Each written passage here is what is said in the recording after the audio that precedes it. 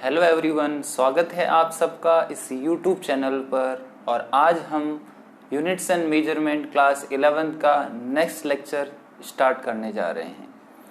आज अपन पढ़ेंगे measurement of distances. बहुत सारी यूनिट्स ऐसी होती है जो लेंथ के लिए काम में आती है, बहुत सारी यूनिट्स ऐसी होती है जो मास के लिए काम में आती है, कुछ यूनिट्स ऐसी होती है जिसको टाइम के लिए यूज किया जाता है। तो आज अपन बात करेंगे कि ये जो डिस्टेंसेज है इनको मेजर कैसे किया जाता है। फर्स्ट ऑफ ऑल इसमें बात की जाएगी measurement of small distances. Small distances को कैसे मेजर किया जा सकता है। अपन बात करेंगे इन तीन मेथड्स की। फर्स्ट है through vernier callipers, second is screw gauge, number third है मीटर स्केल। तो बेसिकली ऊपर जो दो आपके इंस्ट्रूमेंट यूज किए गए हैं, vernier callipers and screw gauge, ये बहुत ही स्मॉल डिस्टेंसेस को मेजर करने के लिए यूज किए जाते हैं। एंड मीटर स्केल थोड़ी सी बड़ी जो डिस्टेंस होगी उसको यूज किया जाता है। सबसे पहले बात कर लेते हैं वर्नियर कैलिपर्स के बारे में। तो जैसा कि आप डायग्राम देख पा रहे हैं, ऐसा इंस्ट्रूमेंट होता है वर्नियर कैलिपर्स। इसके अंदर अगर मेन पार्ट्स की बात करें, नंबर फर्स्ट होता है मेन स्केल। ये जो आपको दिखाई दे रहा है, यही वाली जो स्केल है, this is known as main scale. Second is known as vernier scale. ये जो स्केल है छोटी सी, जो इसके ऊपर मूव कर सकती है। मेन स्केल हमेशा इमूवेबल होती है, ये एक ही जगह फिक्स रहती है। बट जो वर्नियर स्केल है ये स्लाइड कर सकती है मेन स्केल के ऊपर।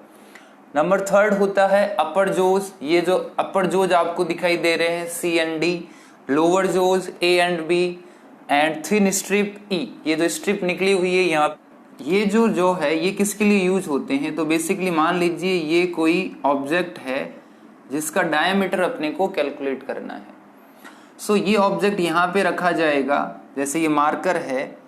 आपको बोला जाए इसका आउटर डायमीटर कैलकुलेट कीजिए, तो इसके लिए लोअर जो यूज किए जाते हैं, अपर जो are used to calculate inner diameter. मान लीजिए इस मार्कर का अंदर का डायमीटर कैलकुलेट करना है तो अपर जो यूज किए जाएंगे, और आउटर अगर डायमीटर कैलकुलेट करना है तो लोअर जो यूज किया जाएगा। यहाँ पे दो स्केल आपको दिखाई दे रही है, main scale and vernier scale. Vernier scale का जो सेटअप होता है वो अलोंग द स्क्रू, ये एस इज स्क्रू के अलोंग इसको मूव किया जा सकता है मेन स्केल पे। List count. What is list count?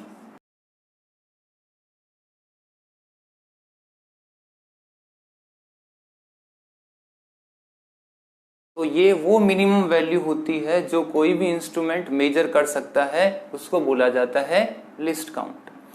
तो सबसे पहले इसकी रीडिंग लेने से पहले इसका लिस्ट काउंट कैलकुलेट करना पड़ेगा।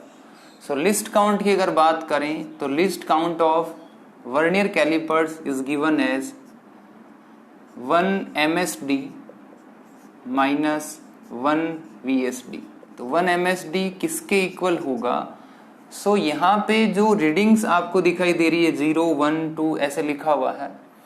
अब यहाँ पे जो ये 0 और 1 बेसिकली है, ये सब होते हैं सेंटीमीटर के अंदर। तो इसका जब 1 MSD अपन कैलकुलेट करेंगे तो 1 MSD कैलकुलेट करने का फॉर्मूला होता है range upon number of division. कहने का मतलब है रेंज 0 से 1 ले सकते हैं, 1 से 2 या 0 से 3 डायरेक्ट ये भी ली जा सकती है। रेंज हो गई यहाँ पे 1 upon number of divisions are 10, it becomes equals to 0.1। और जैसा भी बताया था, इसकी जो मेन स्केल की रीडिंग होती है वो हमेशा होती है सेंटीमीटर्स के अंदर। तो ये आ गया 0.1 सेंटीमीटर। और जैसे कि आपको पता है, अगर बात करें अपन 1 सेंटीमीटर में कितने mm होंगे, as you know that 1 centimetre equals to 10 mm। ये कितना हो जाएगा 0.1 into 10 mm। MSD will be equals to 1 mm। 1 MSD की वैल्यू यहाँ पे कितनी आ गई, which is equals to 1 mm। अब आपको कैलकुलेट करना है 1 VSD कितना होगा। पहले इस ऑब्जेक्ट को हटा लिया जाता है और दोनों जो को एक साथ चिपका के रखा जाता है। एक साथ चिपका के जब रखेंगे तो ये ऑब्जर्व किया गया कि जो मेन स्केल के 10 डिविजन्स है, जो बीच में आपको लाइंस दिखाई दे रही वो 10 है। तो ये जो 10 लाइंस है और इनकी जो वर्नियर स्केल होती है इस पे भी यहाँ पे लाइंस बनी रहती है ऐसे। तो यहाँ पे चेक किया जाता है कि वर्नियर स्केल और मेन स्केल की लाइंस को जब मैच किया जाता है, 10 जो डिविजन्स है किसके, वर्नियर स्केल के, वो मैच हो रहे हैं up to 9 divisions of main scale. अब ये 10 division of vernier scale equal हो गया 9 डिवीजन ऑफ मेन स्केल के, तो यहां से अगर निकाला जाए 1 डिवीजन ऑफ वर्नियर स्केल तो ये कितना हो जाएगा, ये हो जाएगा 9/10 डिवीजन ऑफ मेन स्केल। यही अपने को निकालना था कि 1 डिवीजन ऑफ वर्नियर स्केल कितना होता है, तो ये होता है 9/10 डिवीजन ऑफ मेन स्केल। क्या इसको ऐसा लिखा जा सकता है 1 VSD equals to 9/10 of 1 MSD, क्योंकि ये लिखा हुआ है 9/10 डिवीजन ऑफ MSD, तो 9/1 इंटू 1 MSD एंड 1 MSD की वैल्यू थी 1 mm, तो ये हो जाएगा यहाँ पे 9/10 equals to 0.9 mm। So what is the value of 1 MSD, तो ये आ रही है आपकी 0.9 mm। तो MSD और VSD की वैल्यू जब इस फॉर्मूले में पुट किया जाएगा, so it is the least count of vernier callipers. यहाँ पे सबसे पहले ये ऑब्जेक्ट लगा दिया, ऑब्जेक्ट लगाने के बाद यहाँ पर आप क्या चेक करेंगे, यहाँ पर जो वर्नियर स्केल का जो फर्स्ट डिवीजन है, first division of vernier scale main scale के कौन से डिवीजन के साथ कोइंसाइड कर रहा है। मान लीजिए अभी जैसे डायग्राम दिखाई दे रहा है, तो यहाँ पर इसका फर्स्ट जो डिवीजन है वो कोइंसाइड कर रहा है इसके सेकंड के साथ। मैं थोड़ा सा ये मान लेता हूं कि ये जो 2 है इसके थोड़ा सा आगे हैं, यहाँ पे इस जगह, तो आप बोलेंगे 2 पे टच नहीं कर रहा, बट इसके 9 डिवीजन से कवर करके आ चुका है। सो अगर यहाँ बात करें, ये टोटल हो गया 1 सेंटीमीटर, और mm में अगर देखें तो 10 mm यहाँ तक होगी, यहाँ 19 को कवर करके आ चुका है। सो मेन स्केल रीडिंग कितनी होगी इसकी, अगर बात करें तो main scale reading equals to 19 mm। अब जब भी टोटल रीडिंग निकाली जाती है, total reading of vernier callipers, वो हमेशा होती है main scale reading plus vernier scale reading. अब मेन स्केल रीडिंग आ गई आपकी 19 mm, वर्नियर स्केल रीडिंग कैसे आती है, ये देखा जाएगा कि कितने नंबर ऑफ डिवीजन जो है वर्नियर स्केल के वो मेन स्केल के साथ कोइंसाइड कर रहे हैं। कोइंसाइड करने का मतलब यहाँ से लाइंस चेक की जाएगी, जैसे ये वाली लाइन और ये वाली लाइन एक दूसरे के बिल्कुल पैरेलल है, ये दोनों लाइंस पैरेलल है, ये दोनों लाइंस पैरेलल, ऐसे कितनी नंबर ऑफ लाइंस या डिविजन्स एक दूसरे को कोइंसाइड कर रहे हैं। फॉर एग्जाम्पल मैंने मान लिया कि यहाँ पे 3 जो डिविजन्स है वो एक दूसरे को कोइंसाइड कर रहे हैं, तो 3 डिवीजन कोइंसाइड कर रहे हैं, तो यहाँ पे 3 नहीं लिखेंगे अपन लिखेंगे उन 3 की रीडिंग्स कितनी है। तो जैसे कि अपने को पता है कि लिस्ट काउंट होता क्या कितना है, वो होता है 0.1 mm, तो रीडिंग आई अपनी 3, उसको मल्टीप्लाई करेंगे लिस्ट काउंट से, तो ये हो जाएगा 0.3 और इसके साथ ये mm प्लस कर देंगे, क्योंकि टोटल रीडिंग जो होती है अपनी वो होती है MSR plus VSR। So the total reading will be 19.03 mm। तरीके से वर्नियर कैलिपर से रीडिंग कैलकुलेट की जा सकती है। इसका एक और मेन पार्ट था जो कि था थिन स्ट्रिप। ये किस लिए यूज की जाती है, तो मान लीजिए अपन ने कोई कंटेनर लिया, उसकी थिकनेस कैलकुलेट करनी है, तो ये थिन स्ट्रिप्स के लिए यूज की जाती है। सो अगला इंस्ट्रूमेंट आता है स्क्रू गेज। स्क्रू गेज वापस वही काम करेगा, इसकी हेल्प से भी थिकनेस कैलकुलेट की जा सकती है किसी भी ऑब्जेक्ट की, बट ये ज़्यादा एक्यूरेट होता है। ज़्यादा एक्यूरेट किस लिए होता है, बिकॉज इसका जो लिस्ट काउंट होता है वो वर्नियर कैलिपर से भी कम होता है। सो जैसा कि डायग्राम में देख पा रहे हैं, ये आपको ये यहाँ पे जो स्केल दिखाई दे रही है 0 से लेके 100 तक, दिस इन्होंने सर्कुलर स्केल, और यहाँ पे जो स्केल है इसको बोला जाता है मेन स्केल। सेम वही प्रोसीजर है, मेन स्केल यहाँ पर इमूवेबल रहता है, फिक्स रहती है, और ये जो सर्कुलर स्केल है ये मूवेबल है। ये यहाँ पे यू शेप फ्रेम है जिसकी भी थिकनेस कैलकुलेट की जानी है, वो इनको इसके बीच में रख दिया जाता है और इसके हेल्प से थिकनेस कैलकुलेट करते हैं। तो सबसे पहले इसके लिस्ट काउंट की बात करते हैं। So pitch upon number of division in circular scale. So number of divisions तो 100 होते हैं। अब ये पिच क्या है, सो पिच का मतलब होता है कि इस सर्कुलर स्केल को जब इसके ऊपर रोटेट किया जाएगा तो पहले मान लीजिए ये बिल्कुल 0 पे दोनों फिक्स थे, जैसे इसको रोटेट करा तो इसका एक चक्कर कंप्लीट होने पे, सर्कुलर स्केल का एक चक्कर कंप्लीट होने पर ये मेन स्केल पे कितनी डिस्टेंस कवर कर रहा है। कहने का मतलब है जैसे ये रोटेट करते हुए यूं और ये अब यहां पहुंच गया, तो पहले ये यहां पे था, अब ये यहां पर है, तो इसने ये कितनी डिस्टेंस कवर की, इसको बोला जाता है पिच। तो ये ऑब्जर्व किया जाता है कि पहले जब स्टार्ट किया जाता है 0 से, जैसे ही इसका एक चक्कर कंप्लीट हो जाए, सर्कुलर स्केल जैसे ही एक चक्कर कंप्लीट कर ले, तो यहाँ पे देखा गया था कि यहाँ 0 के बाद ये जस्ट चला जाता है 1 पे, 1 पे आने के बाद फिर से अगर एक और चक्कर लगाया जाए तो ये आ जाता है 2 पे। तो कहने का मतलब है कि एक चक्कर लगाने पे इसका ओनली एक ही डिवीजन वो कवर कर रहा है, तो ये कहलाता है पिच। और एक डिवीजन अपने को पता है 1 MSD किसके इक्वल होता है, so 1 MSD equals to 1 mm। सो यहां पर इसने 1 mm डिस्टेंस कवर करी, इस वजह से पिच कितनी हो जाएगी, ये हो गई आपकी 1 mm। सो 1/100 इक्वल्स टू आ गया 0.01 mm, या सेंटीमीटर में बात करें तो 0.001 सेंटीमीटर। मान लीजिए जैसे ही यहाँ पे भी लगा रखा है, इसकी रीडिंग कैलकुलेट करनी है। सो यहाँ पे सबसे पहले नंबर ऑफ डिविजन्स कितने हैं, 10। सो मेन स्केल रीडिंग कितनी हो जाएगी, number of divisions multiply by list count, number of divisions multiply by list count of main scale plus circular scale reading calculate की जाती है। अब यहाँ पर आपको चेक करना है कि ये जो लाइन आपको दिखाई दे रही बिल्कुल स्ट्रेट लाइन है, ये यहाँ पर सर्कुलर स्केल के कौन से नंबर के साथ कोइंसाइड कर रही है। ये जो स्ट्रेट लाइन है ये सर्कुलर स्केल के कौन से नंबर के साथ कोइंसाइड कर रही है। मान लीजिए यहाँ पर अभी आपको 0 दिखाई दे रहा है, बट यहाँ पे मैं कुछ और रीडिंग ले रहा हूँ। मान लीजिए यहाँ पर ये 50 लिखा हुआ उसके साथ कोइंसाइड कर रही है, तो आप सर्कुलर स्केल रीडिंग क्या लेंगे, 50 multiply by list count.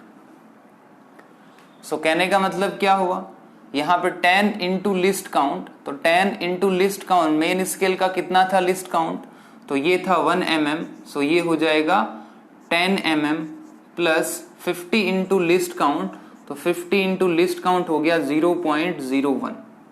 So total reading क्या लिखी जाएगी, 10 प्लस ये यहाँ पे हो गया आपका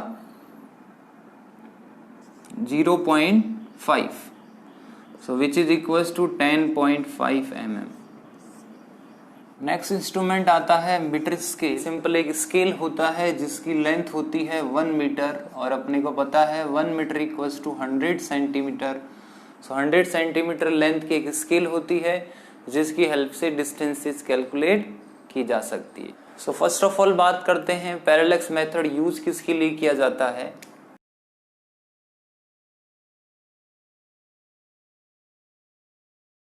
इन सब को कैलकुलेट करने के लिए अपन पैरेलैक्स मेथड यूज करते हैं।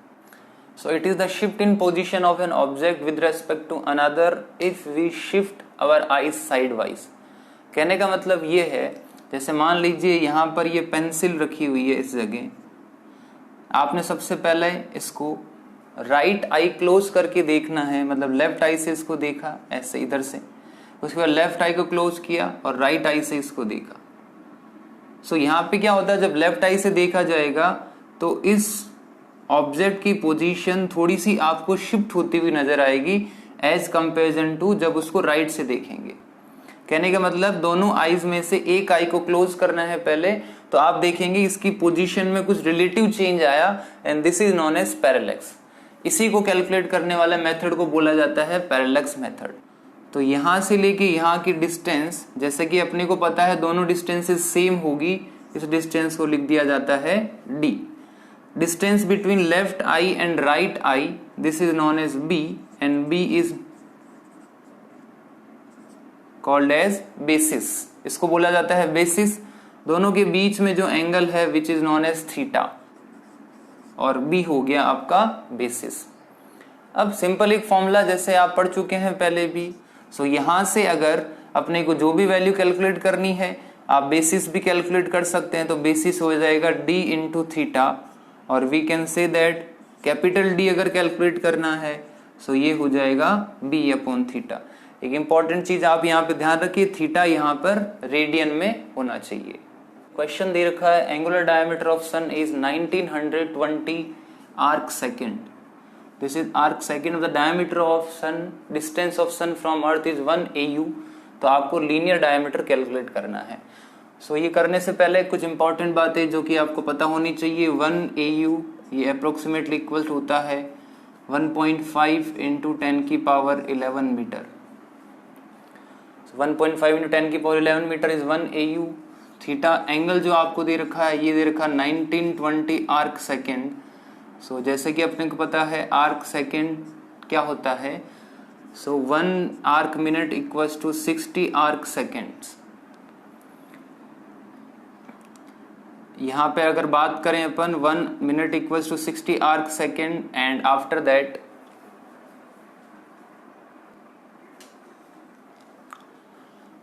And 1 degree equals to 60 minutes और 1 डिग्री इक्वल्स टू होता है पाई अपॉन 180 रेडियन। कुल मिला के जो आपको आर्क सेकेंड है उसकी वैल्यू कैलकुलेट करनी है रेडियंस के अंदर। सो जैसे पहले भी कर चुके हैं अपन, कैसे करेंगे, 1 arc second equals to 1 upon 60 minutes. 1 minute के अंदर कितने डिग्री होते हैं तो यहां से निकाल सकते हैं 1 minute equals to 1 upon 60 degree. तो 1 अपॉन 60 मिनट में कितने डिग्री हो जाएंगे, तो 1 अपॉन 60 इंटू 1 अपॉन 60 डिग्री, ये हो गया 1 अपॉन 3600 डिग्री। और 1 डिग्री में रेडियन होते हैं पाई अपॉन 180। सो ये वैल्यू यहाँ से जो भी आएगी उसको यहाँ पे पुट करना होगा। So pi upon 3600 into 180।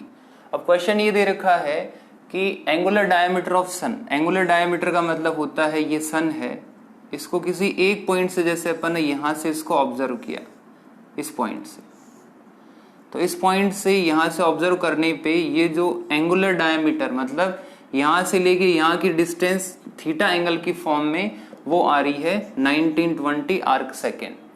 अगर आपको डिस्टेंस दे रखी है 1 AU, ये डिस्टेंस अपने को पता है तो अपने को कैलकुलेट करना है basis. So as we know that theta equals to basis upon distance. तो यहां से बेसिस क्या हो जाएगा, वो हो गया डिस्टेंस इनटू थीटा। सो दोनों वैल्यू अपन कैलकुलेट कर चुके हैं। ये हो गई आपकी डिस्टेंस d और ये है आपका थीटा। यहाँ पे वैल्यू पुट कर दीजिए और यहाँ पे बेसिस की वैल्यू आ जाएगी। अप्रोक्सीमेट आंसर आता है 1.4 into 10⁹ metre and this is the answer. So इस वे से अपन सॉल्व कर सकते हैं कोई भी question related to parallax method.